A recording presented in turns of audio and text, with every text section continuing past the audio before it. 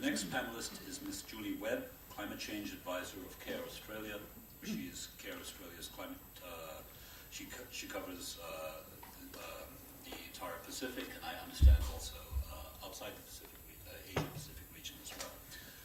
Her role with CARE covers both adaptation and carbon finance programming with a primary focus on climate vulnerability and capacity analysis, integrating climate change into development projects, and designing community-based adaptation initiatives. Next to Ms. Webb, we have Mr. Jan Boyo, who is Sector Leader, Environment and Social in the Rural Sustainable Development Department. Unit is a bit garbled here, I suppose, but he joined the World Bank in 1991 and has worked in the Africa region, the Environment Department, the Office of the Vice President for Sustainable Development, and since 2007 in the East Asia region.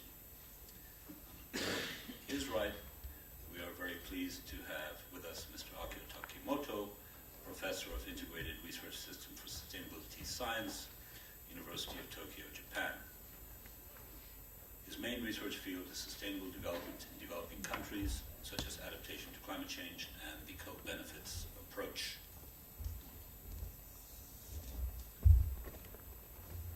And next to Mr. Takamoto-san, we very much appreciate the participation of Mr. Nadarev Sanyo, who is Commissioner of the newly established Philippine Climate Change Commission. He has been working on climate change issues since 1997, establishing the World Wildlife Fund's climate change program in the Philippines. Commissioner Sanyo is one of the country's lead negotiators in the UNFCCC and serves as Deputy Head of Delegation for the Philippines. And then finally, last but not least, Mr. Jim Peters, who is the Chief Technical Advisor of the Greater Mekong Sub-Region Environmental Operations Center, where he works with the 6 GMS countries to promote environmentally sustainable development. Mr. Peters has been working in Asia and the Pacific region for more than 26 years on conservation issues. So as you can see, we have a very well qualified panel who will be able to share their valuable experiences on this topic. Now, without any further ado, perhaps Mr. Lagonde would like to provoke us. Thank you.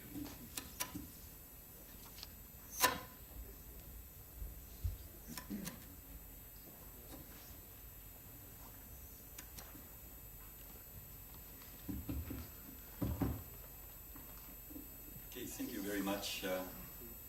Good afternoon, everybody, and thank you for the invitation and the opportunity to share some introductory remarks on the topic of vulnerability-based adaptation. The first thing I would like to do is to share a few reflections on terminology, because the terms vulnerability and the terms adaptation are very often used in different contexts by different people. Very often you hear a sentence such as a particular community is vulnerable, or a particular community is vulnerable to climate change. And the question is whether this is sufficient. The question is whether we should not unpack it a bit more. So when looking into the definition of UNDP about the term vulnerability, one thing stands out. To say that something is vulnerable is not complete without adding a particular hazard. So vulnerability in UNDP is understood as a condition that determines the likelihood and scale of damage from a particular hazard.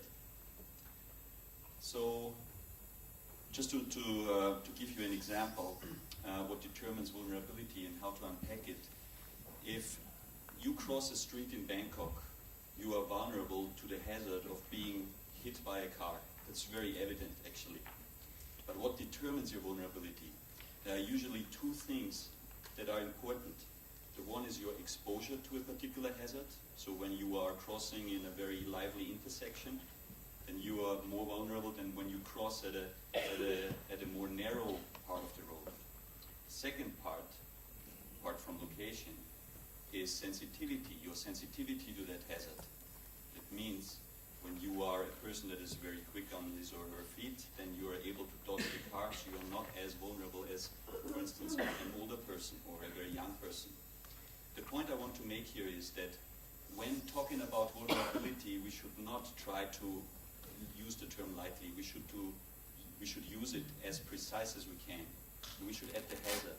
For instance, a community is vulnerable not to climate change, but a community is vulnerable to flooding hazards, which are themselves affected by global warming. And these effects can be in terms of their nature, in terms of the type of the hazards, in terms of the distribution and the intensity. With climate change adaptation, it is very much similar. There are different definitions of climate change adaptation. And as development practitioners, we like to think about adaptation as a new development paradigm, as development in a carbon-constrained world. But this definition here by the UNFCCC also shows that there is a very direct link between vulnerability reduction and adaptation. And here it is the vulnerability reduction of natural systems, such as ecosystems, and human systems, such as communities and livelihoods, against actual or expected climate change effects. I'd like to share one slide with you just to illustrate a bit how vulnerabilities evolve in a changing climate. When you put yourselves into the shoes of a farmer, for instance, in the Mekong region, then you are usually confronted with climatic variations. So here on that graph, on the vertical axis, if a variation is related to rainfall, then the peak is a very wet year, and the trough on that graph is a very dry year. There is something, this dotted line here, that specifies your coping range. So a certain intensity of these hazards that you experience on a regular basis, you are able to buffer with the means at your disposal. So you are able to use different rice varieties, you're able to plant these different rice varieties in different times. But every once in a while, let me see if this laser pointer works. Every once in a while, you're experiencing an event that breaches your coping range and that requires you to take extraordinary measures in order to make it through the year. So the losses you incur in one of these here, they are so critical that you have to, for instance, sell your livestock, you have to sell your tools, you may have to take your children out of school in order to buffer these events. Now, with a changing climate, these variations are going to breach or are projected to breach the coping ranges much more frequently. So the frequency of these critical loss events is increasing, and also the degree of losses that are incurred by people are increasing. And that means that we have to analyze vulnerability a bit more thoroughly. And there are usually two approaches applied by practitioners to zoom in on vulnerability in a changing climate. One approach is what's here called a top-down approach that makes use of modeling. So there are certain models about about how the world will develop over the next few decades that goes together with assumptions about the amount of greenhouse gases that are emitted. These assumptions are channeled into global climate models, regionalized, and then at the end there is a physical picture of vulnerability, very much related to exposure issues.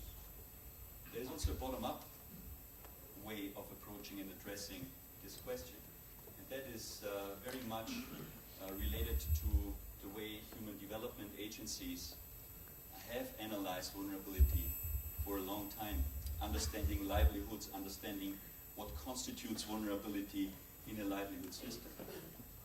Now, just an example of what typically a result of a top-down analysis would look like. This is from the Mekong River Commission this year, a salinity map of the Mekong Delta in Vietnam with a 50 centimeter sea level rise projection and a 100 centimeter sea level rise projection. And that outlines how the hazard of salinity in aquifers and soils is evolving, how hazard exposure is evolving, and also how natural resources are changing in their productivity, distribution, and extent. This would be, on the contrary, an example of a bottom-up analysis. This is from our colleagues from CARE International, conducted in Africa. And by the way, conducted in a very thorough methodology that is summarized in a very good guidebook on vulnerability and capacity assessment, which I can highly recommend. So this is about analyzing, based on participative processes, people's vulnerability context, understanding which livelihood assets are at risk, which adaptation measures are already being used, and which ones work in the local context.